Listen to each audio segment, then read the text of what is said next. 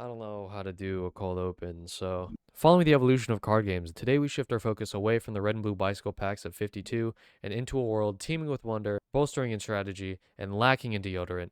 Magic: The Gathering.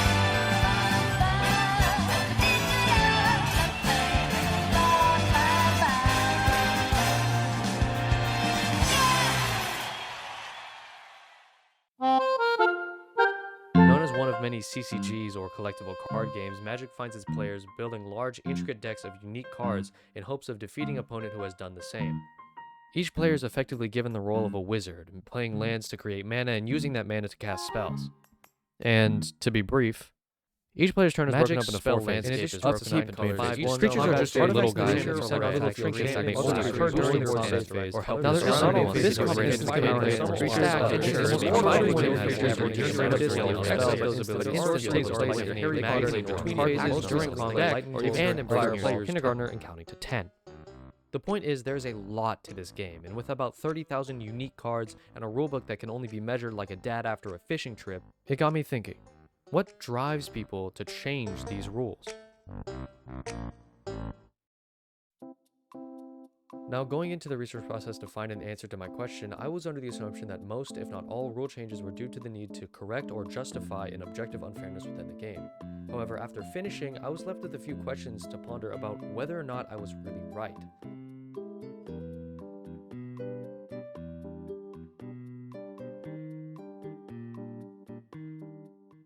An argument can be made that the answer is a competition between three main factors of the game, but one really stands above the rest. Now, the first of note is accessibility. There isn't really much to say, but the game needs to adapt its rules so that it's open to new players and leaves room for the existing ones. People want to play the game, so the game must mold itself so that's possible. It doesn't get too much more complicated, but it's still worthy to note. The second distinct reason for rule change that I found was for the sake of the game's longevity. Magic is constantly evolving and changing, and it needs to implement rules that stop it from outpacing itself. Especially from the perspective of Wizards of the Coast, having such a timeless, consistent game is a net positive, seeing as it means more people are engaging and spending over time.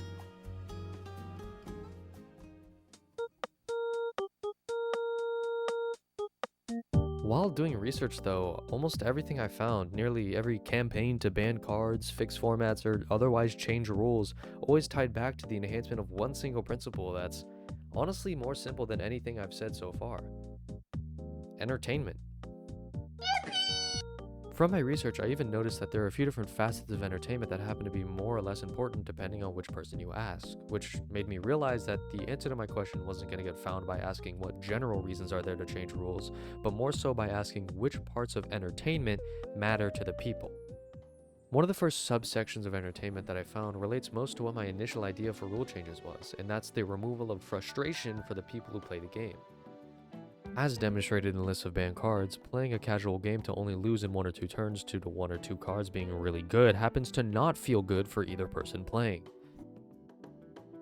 In a way, the banning of cards and similar rule changes has less to do with what is objectively overwhelming or unmanageable, and more so a matter of adjusting the game to how fair it feels in the eyes of the player. Sol Ring, for example, is a staple card in nearly every deck that can give either player a game-winning advantage from turn 1 if they're lucky enough. And it may seem objectively unfair from a third-party perspective, but the 50-50 mixed feelings about Sol Ring and about its legality have led it to survive its onslaught of conflict about whether or not it is too good to keep in the game. In the end, Sol Ring's existence in the modern Magic scene inherently implies an emotional connection to rule changes that is a lot more important than a lot of people let on. In a sort of opposing fashion though, just as important as the restriction of cards is the allowance for creativity. In essence, a perfect game state is one in which any approach, despite its absurdity, is a viable way to win games. This means that more personal and fun decks are incentivized, keeping the people entertained and improving the health of the game as a whole. That means I can create a deck full of bear cards older than me with absolutely no game plan and still have a shot of winning games. And I did. I'm gonna take Druid's father out. Or Druid's familiar You're just out. doing this for the sake of doing it at this point. 1, 2, 3, 4. And it's gonna soulbind to Ayula.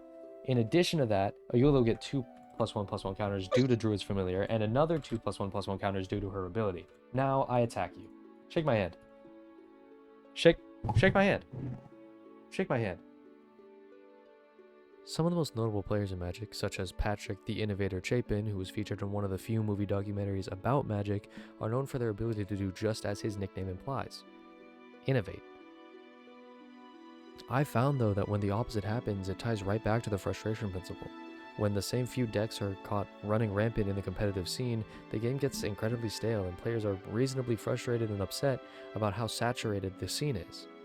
I've found dozens upon dozens of complaints and concerns online about certain cards, playstyles, or decks that are just way too common in the Magic scene, and reasonably so. If the game gets a little too repetitive, then where's the novelty? What makes people want to keep playing if they're going to have the same experience over and over again?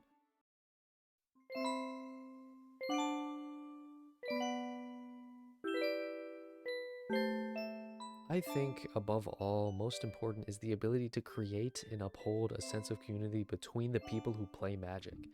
After all, it's the unspoken rules, the understood agreements that bind people together, no matter where they come from or whether they're a new or old player.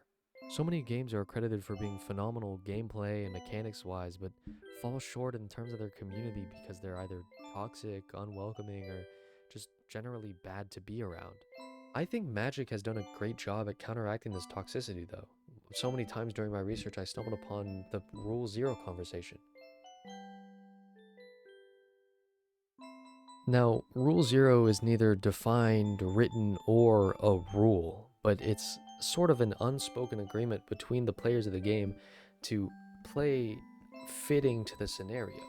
It's the ability to recognize that both players are there to entertain themselves and have fun, and the ability to bend the rules in a way that makes it more fair and enjoyable for both parties.